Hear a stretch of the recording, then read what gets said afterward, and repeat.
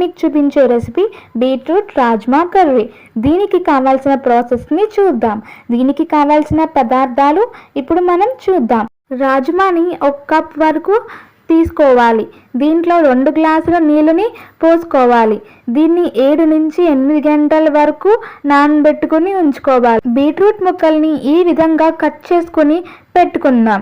నానబెట్టుకున్న రాజ్మాని ఫ్రెష్ వాటర్తో పక్కన ఉంచుకోవాలి. ఇప్పుడు బీట్రూట్ రాజ్మాని కుక్కర్లో పెట్టుకోవాలి. దీన్ని 8 నుంచి 10 విజిల్స్ దాకా రానివ్వాలి.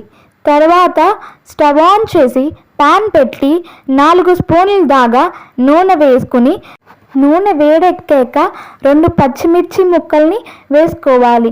ఇప్పుడు ఇందులోకి మనం పోపుని వేసుకుందాం.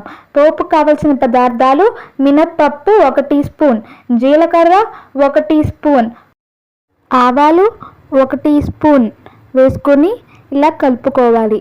ఈ విధముగా వచ్చాక బీట్రూట్ ముక్కల్ని ఇందులో వేసుకుని కలుపుకోవాలి. దీన్ని మనం 2 నిమిషాల వరకు మూత పెట్టుకొని తర్వాత ఇలా కలుపుకోవాలి. ఇలా కలుపుకున్నాక ఉడకపెట్టుకున్న రాజ్మాని దాంట్లో ఉన్న వాటర్ పలంగానే వేసుకుని కలుపుకోవాలి. ఇలా కలపాలి.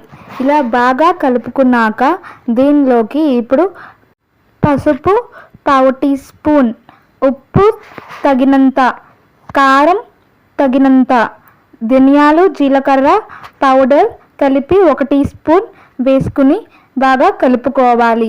ఇలా 2 నిమిషాలు కలుపుకున్నాక దీన్ని మూత పెట్టుకుని ఉంచుకుని తర్వాత కలుపుకోవాలి. ఇలా వాటర్ దగ్గరికి వచ్చేంత వరకు కలుపుకొని స్టవ్ ఆఫ్ చేసేయాలి. అంతేనండి, బీట్రూట్ రాజ్మా కర్రీ తయారైపోయింది.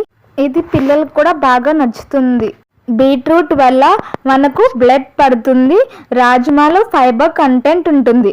ఇది హెల్తీ ఫుడ్. దీన్ని మనం చపాతీలోకి అన్నంలోకి కూడా తినచ్చు. చూసారు కదండి, ఈ హెల్తీ రెసిపీ మీకు నచ్చినట్లయితే లైక్ చేయండి, షేర్ చేయండి, సబ్స్క్రైబ్ చేయండి.